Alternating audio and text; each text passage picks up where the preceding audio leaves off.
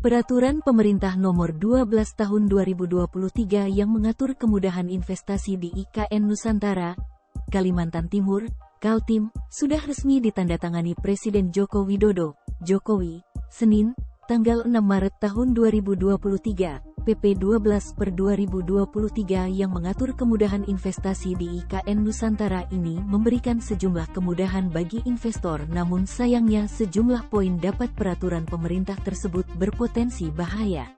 Salah satu potensi bahaya dari PP 12/2023 yang mengatur kemudahan investasi di IKN Nusantara ini adalah konflik agraria, lantaran PP yang diteken Jokowi tersebut tidak berpihak kepada masyarakat.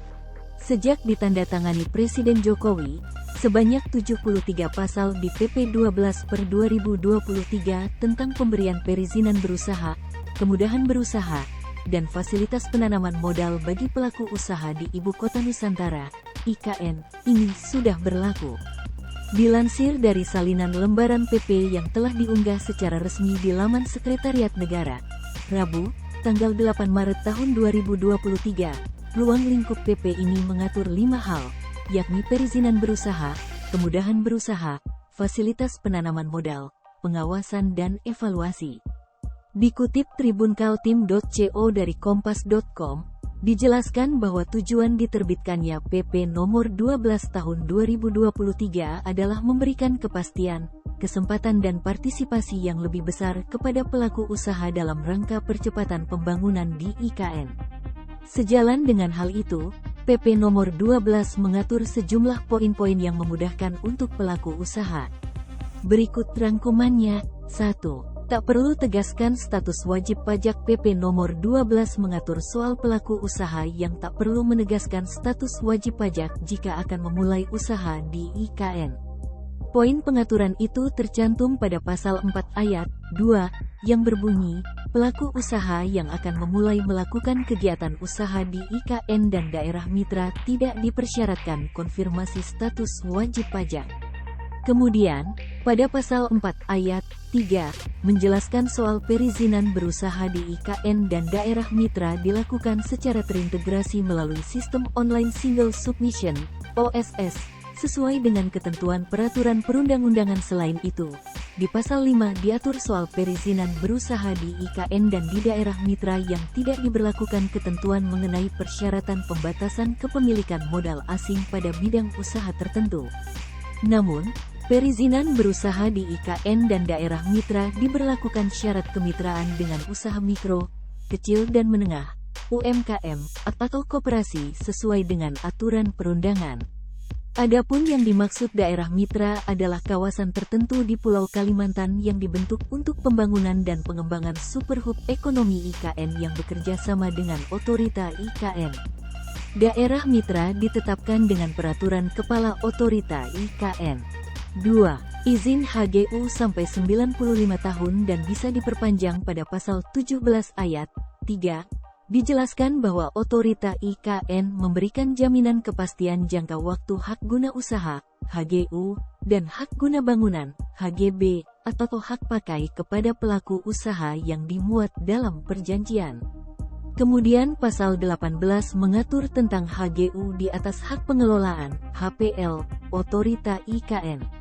HGU tersebut diberikan paling lama 95 tahun melalui satu siklus pertama dengan 3 tahapan.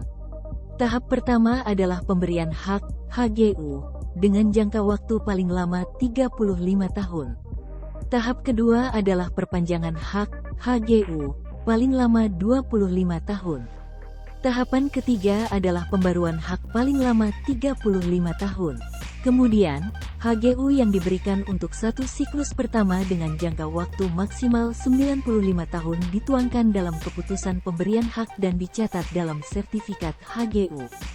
Selanjutnya diatur pula perpanjangan dan pembaruan HGU yang diberikan sekaligus setelah 5 tahun HGU digunakan dan atau dimanfaatkan secara efektif sesuai dengan tujuan pemberian haknya. Dalam tenggang waktu 10 tahun sebelum HGU siklus pertama berakhir, pelaku usaha dapat mengajukan permohonan pemberian kembali HGU untuk satu siklus kedua dengan jangka waktu paling lama 95 tahun sesuai dengan perjanjian pemanfaatan tanah. 3. TKA boleh kerja lebih dari 10 tahun. PP Nomor 12 Tahun 2023 juga mengatur diperbolehkannya pelaku usaha mempekerjakan tenaga kerja asing, TKA, di IKN. Pada pasal 22 dijelaskan bahwa pelaku usaha yang melaksanakan kegiatan usaha di wilayah IKN dapat mempekerjakan TKA untuk jabatan tertentu sesuai dengan ketentuan perundangan. Lalu, TKA dapat diberikan pengesahan rencana pengguna TKA untuk jangka waktu 10 tahun dan dapat diperpanjang.